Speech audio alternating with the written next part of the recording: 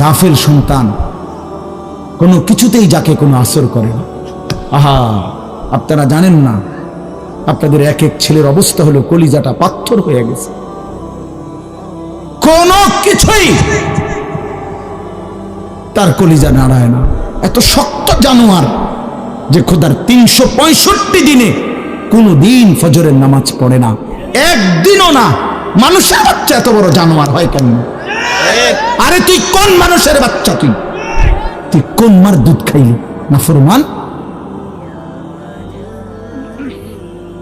কেমনে মানুষ হইল? এটা কি ধরনের মানুষ? একদিনও নামাজ পড়ে? ছি ছি ছি ছি ছি, মুসলমানের বাচ্চা এত বড় জানোয়ার হয় কেন? কোনদিন নামাজ পড়েন 6 মাসে 9 মাসে কোনদিন বলতে পারবে না নাফরমান কোনদিন 5 ওয়াক্ত নামাজ পড়ছে কিনা। হায় হায়, এত বড় অসভ্য। মায়ের সন্তান হয় কেন? বাবার সন্তান হয় কেন? চিন্তা কর। কোনো কিছুই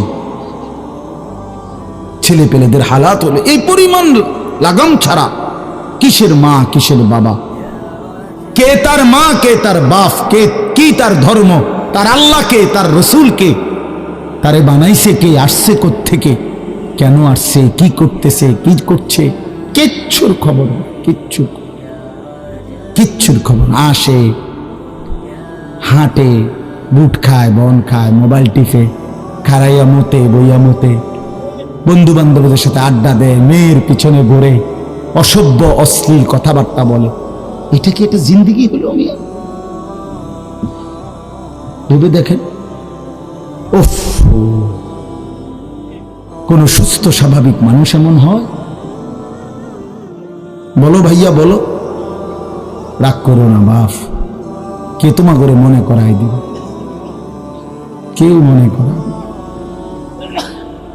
হা, বাবা আমারও ফিকির শেষ, শুধু টাকা রোজগারের ফিকির। দেশে থাইকা পারো, নাহলে বিদেশ গিয়া পারো, কোনো না কোনো ভাবে পয়সা রোজগার করো। টাকা রোজগার করলে মা বাপ খুশি, টাকা রোজগার না করলে না অখুশি। খালাস। এরপরে ইমান আছে কিনা, ইসলাম আছে কিনা, নামাজ আছে কিনা, কোরআন আছে কিনা, আল্লাহ চিনি কিনা, হালাল হারাম কিনা, জায়েজ না জায়েজ না, এত কিছু আমার দরকার। ফুতের জিগায়ও না যে ফুত কামাই যে করতেছ, কি হালাল কামাই করো না হারাম না, এত কিছুর দরকার কি? টাকা দিতেছে, খাইতেছে, ঘুমাইতেছে, বিল্ডিং করতে আসে, জমি কিনতে আসে, আপেল মালটা খাইতেছে। এক ছেলে আমারে নিজে বলছে, আমি সবার ব্যাপারে বলি না, এক ছেলে আমারে নিজে বলছে, হুজুর আমি একটা দেশের নাম বলছে, যেই দেশে আমার কর্মটা ছিল, চলে আসছে ওই দেশ থেকে।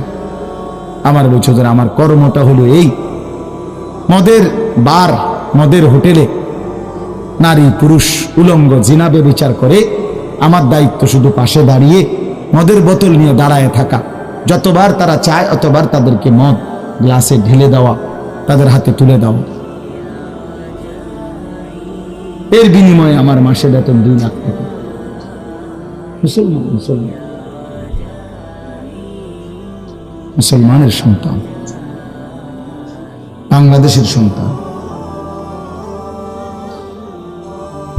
তো এই টাকা যখন বাবা খাচ্ছেন, বিল্ডিং করতেছে, কোনো টেনশন নাই। আমি আবারও বলছি, আমি সবার জন্য বলি না, ওই বলছে দেখে অট্টা কইছি, কথা বুঝছেন না? আমি তো নাম ঠিকানা বলি না। এই জন্য আমার বাপ, ডাক দিয়েন না, ডাক দিয়েন না, একজনও ডাক দিয়েন না, অসভ্যরে ডাক দিয়েন না। হ্যাঁ হ্যাঁ, ডাক দিবেন কেন? হাইওয়ানকে ডাক দিবেন কেন? শুনেন, আপনারাই শুনেন, এত মানুষ শুনতে হবে না, কোনো অসুবিধা নেই, কোনো অসুবিধা নেই। আমি তো এটাই বুঝাইতে চাইতেছি, প্রত্যেকটা মানুষ আজকে মুসলমান। আমরা ঘর দেখায়, ফার্নিচার দেখায়, বিল্ডিং দেখায়, হুজুর দোয়া করেন, ঘরটা করছি, হুজুর দোয়া করে, কিটা দোয়া করতে হবে না। কিতা দোয়া করতে, বিল্ডিং এর দোয়া কিতা আবার ইট বালুর লেগে দোয়া করে লাভ কি বেড়া? হুজুর মোটরসাইকেল কিনছি, কিন্তু দোয়া করে দেন, কিতা দোয়া করতো? কি মোটরসাইকেলের দোয়া কিতা আবার? আজীব লাগে না বাস্তব। এগুলো ছাদ ডালাই দিন দোয়া করে ছাদ ডালাই দোয়া, ওরা ছাদ ডালাই করে, ওরার ফুতে মোবাইলে অশ্লীল উলঙ্গ ছবি দেয়। ওটার সন্তান উনি দাঁড়াইয়া রয়েছে মিস্ত্রির সামনে, ওনার গাম ভাইয়া ভাইয়া পড়তেছে ছাদ ডালাইয়ের দিন, আর অসভ্য জানোয়ার সন্তান বন্ধুদের সাথে উলঙ্গ ছবি দেখতেছে। ওই জানোয়ারের জন্য উনি ছাদ ডালাই দিতেছে, ওই হাইওয়ানের জন্য উনি ঘর করে দিয়ে দেখতেছে, উনি কবরে জায়গা ঘর করে দিয়ে গেছে, এর জন্য ঘর করলেন? ছি ছি ছি ছি ছি। আমার দেওয়া ঘরে আমার কষ্টের কমাইয়ে এখানে বসে বসে রঙিন ছবি দেখবে, উলঙ্গ দৃশ্য দেখবে ঘরে শুয়া শুয়া সারা রাত। এর জন্যই আমার জীবনের এই অর্জন, এই ছিল আমার উপার্জনের উদ্দেশ্য। আহ, কতবার বললে বুঝবেন? কেমনে বললে বুঝবেন? কারে বললে বুঝবেন? আল্লাহ মাফ করে দেন। চলেন বাপ, তো বলতেছিলাম আল্লাহ তাআলা ইসরাফিল আলাইহিস সালামকে বলবেন আবার ফু দাও। তো তিনি দ্বিতীয়বারের মতো ফু দিলে জমিন আবার ভূমিকম্প শুরু হবে। এই ভূমিকম্পে জমিন কাঁপতে কাঁপতে এইবার জমিনের তলদেশে ওই প্রথমবার ফু দেওয়াতে ভূমিকম্প কাঁপতে কাঁপতে সব উপরে যা ছিল সব নিচে চলে গেছে। মনে আসেনি? এটা কইছি। তাহলে উপরটা কি? ফাঁকা। এইবার নিচে যা ছিল সব উপরে চলে আসবে। এই আসলেই এটা হাসরের মাঠ। সমস্ত নিচের জিনিস যা কিছু, একেবারে মানুষ, গরু, ছাগল, হাঁস, মুরগা, জিন, ইনসান, ঘর দুয়ার, বাজার, ব্যবসা, দোকান, টাকা, হীরা জহরত, মণি মুক্তা, টাকা পয়সা, অর্থবিত্ত, সব সোজা কথা জমিনের তলদেশের সব কিছু জমিনের উপরে উঠে আসবে। এই উঠে আসলেই এটা হাসরের মাঠ। এইটা এই হাসরের মাঠ কোনটা জানেন? এই যেখানে বসে আছেন এখন, এটাই হাসরের মাঠ। এই জমিনের উপরেই হাসরের মাঠ। বাকি শুধু আল্লাহ কোরআন বলছে ইদাল আরদু মুদ্দাত, আমি আল্লাহ জমিনটাকে টেনে আরো লম্বা করে দেব, আরো বড় করে দেবো আর কি, প্রশস্ত করে দেবো। কারণ ওই যে পিসের মানুষ খারাপ লাগবে না? মানুষ তো দাঁড়াই বসেই আদম আলাইহিস সালাম থেকে নিয়া, মানুষ বেশি না?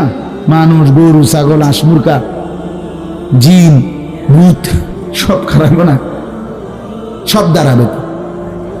এই জন্য আল্লাহ তাআলা বলেন জমিন আমি প্রশস্ত টেনে দিব, লম্বা করে দিব, এতটুকু। বাকি এটাই হাসরের মাঠ, এটাই হাসরের মাঠ। এই কথাটাই এখানে আল্লাহ তাআলা উল্লেখ করছেন। ইদা জুলজিলাতিল আরদু জিলজালাহা, যখন দ্বিতীয়বারের মতো ইসরাফিলের ফু দিলে জমিনের ভূমিকম্প শুরু হবে। ওয়া আখরাজাতিল আরদু আসকালাহা, আল্লাহ তাআলা বলেন তখন জমিন তার তলদেশে যা ছিল সমস্ত জমিনের তলদেশে, এগুলো এতদিন জমিনের বোঝা ছিল, বোঝা মানে মাটির নিচে, এগুলো সে মনে যেন ফুজা কান্দে লইছে। এবার ওয়া আখরাজাতিল আরদু আসকালাহা, জমিন তার বোঝা মানে জমিনের তলদেশে যা ছিল সে এবার তা জমিনের উপরে উঠায়, উপরে উঠায়।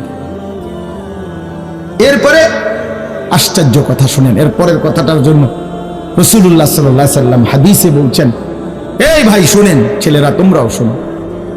নবী সাল্লাল্লাহু আলাইহি সাল্লাম বলেন এই জমিনের তলদেশ থেকে যখন সবকিছু উপরে উঠে আসবে তখন অর্থ সম্পদ, হীরা জহরত, মণি মুক্তা, স্বর্ণ রৌপ্য এগুলো স্তূপ আকারে উঠে আসবে জমিনের উপরে, মানে হাসরের মাঠে। তো নবীজি একেবারে স্পষ্ট হাদিস, নবীজি সাল্লাল্লাহু আলাইহি সাল্লাম বলেন তখন এই স্বর্ণ রৌপ্য, টাকা পয়সা, হীরা জহরত এগুলো, এই অর্থ সম্পদগুলো আল্লাহর কুদরতে কথা বলবে। স্বর্ণের টুকরা কথা বলবে, কথা বলবে, রৌপ্যের টুকরা কথা বলবে, এগুলো কথা বলবে। কথা কি বলবে? এগুলো তখন ওই নাফরমান মানুষগুলোকে ডাক দিবে, ডাক দিবে, আইয়ুহাস সারিক, হে চোর, এদিকে আও। এই সম্পদের জন্য চুরি করেছিলে, আজ যা দরকার নেও। আইয়ুহাল কাতি, হে ডাকাত, এদিকে আও। এদিকে আসো। এই সম্পদের জন্য ডাকাতি করছিল, আজ নেও। হে আত্মীয়তার আইয়ুহাল কাতি, আত্মীয়তার সম্পর্ক ছিন্নকারী ব্যক্তি, আসো। এই জন্য ভাইয়ের সাথে যুদ্ধ করছো, বোনের সম্পদ নষ্ট করছো, চাচারে সম্পত্তি দাও নাই, এই জন্য, এই দুনিয়ার জন্য নেও। এখন না, এখন যা লাগে নেও। এইভাবে প্রত্যেক নাফরমান পাপীকে, হে হারামখোর সুদ করে দিগা, এখানে টাকা যা লাগে নে, নে বাটপার, এখান থেকে টাকা নে। কি পরিমাণ টাকা দরকার ছিল নে। এইভাবে রাসূলুল্লাহ সাল্লাল্লাহু আলাইহি সাল্লাম বলেন, দুনিয়ার এই সম্পদগুলো কথা বলবে আর ডাকবে, ডাকলে মানুষ, আচ্ছা এটা তখন কেমন লিখবো? কথা বুঝেন নাই? এটি যখন কথা বলবে, ডাকাডাকি করবে, মানুষ কি বলবে? লোকেরা তো সবাই দাঁড়াইছে, মানুষও তো দাঁড়াইছে, তারাই তো ডাকতেছে, তো তারা কি বলবে? ওয়াকালাল ইনসানু মা লাহা, আল্লাহ নিজেই বলতেছে, লোকেরা তখন মানুষগুলো বলবে মা লাহা, এটা কি হলো? আরে এটা কি কারবার? এগুলো কথা বলে কেমনে? এগুলো কি কয়? এরা আমার চিনল কেমনে? আমি যে সিটার, আমি বাটফারে চিন্তা লাগলো না, একের পুরা ধরা অনবিচার আচার কিছুই শুরু হয়েছে না, এখনই বেজ্জতি, বাকিটা তো অবস্থা খারাপ। মানে অর্থাৎ মানুষগুলো অবাক হয়ে বলবে মা লাহা, কি হলো জমিনে, কি হলো এগুলোর? এরা এমন করছে কেন? এরা কথা বলছে কেন? আহ, আল্লাহ বলেন ইয়াউমাইদিন তুহাদ্দিসু আখবারাহা, আল্লাহ তাআলা বলেন, বান্দা হে কি দেখছো হবে? এই মাত্র দেখলা স্বর্ণ রূপ্য টাকা পয়সা কথা বলে, এখন না দেখবা আসল খেলাটা। ইয়াউমাইদিন তুহাদ্দিসু আখবারাহা, আল্লাহ বলেন এখন দেখবা সরাসরি এই হাসরের মাঠে তোমার সামনে, তোমার পায়ের নিচের জমিন, তোমার পুরা জিন্দেগীর কথা, তোমার যত তথ্য, ভালো কিংবা মন্দ, নেক কিংবা গুনাহ, তোমার সমস্ত কিছু, রাতের কিংবা দিনের, একাকী কিংবা প্রকাশ্যের, গোপন কিংবা আড়ালের, আল্লাহর কসম জমিন সবটা এখন তোমার সামনে বলে দিবে। ইয়াউমাইদিন তুহাদ্দিসু আখবারাহা, রব্বুল আলামিন বলেন জমিন সবটা কথা বলে দিবে, ভালোটাও মন্দটাও, আলোটাও অন্ধকারটাও, একাকীও অন্ধকারেও, প্রকাশ্যেও সবার মাঝেও, সব বলে দিবে। রাতের চুরি বলে দিবে, রাতের তাহাজ্জুদটাও বলে দিবে, মদের আড্ডার কথাও বলে দিবে, জুয়ার আড্ডার কথাও বলে দিবে। সারা রাত যুবক উলঙ্গ ছবি দেখেছ, আল্লাহর কসম সেটাও বলবে। যে যুবক মালিকের সেজদা দিয়েছে সেটাও বলবে। তাহাজ্জুদ শোনাবে, আবার সবার সাথে যে জামাতে নামাজ পড়েছে এটাও বলবে, সব কিছু বলে দিবে। আল্লাহ বলেন যদি মানুষ ভাবতে চাও জমিন কিভাবে কথা বলে, স্বর্ণরৌপ্য কিভাবে কথা বলে, আল্লাহ বলেন বিআন্না রাব্বাকা আওহা লাহা, আল্লাহ তাআলা আদেশ করেছেন বলেই কথা বলে। আল্লাহ বললে, হুকুম করিলে, আল্লাহর গোটা কায়নাত, গোটা সৃষ্টি জগৎটাই কথা বলে। ওয়াশাহিদা আলাইহিম সামউহুম ওয়া আবসারুহুম ওয়া জুলুদুহুম বিমা কানু ইয়ামালুন। আল্লাহ বলে হাসরের ময়দানে বান্দা, তোমার কান, তোমার চোখ, তোমার সারা দেহের চামড়া, জুলুদুহুম, তোমার সারা দেহের চামড়া, হাসরের ময়দানে তোমার পুরা জিন্দেগীর কর্মকাণ্ড বলে দিবে। চামড়াগুলো বলবে, চামড়া, মানুষের শাহওয়াত চামড়া।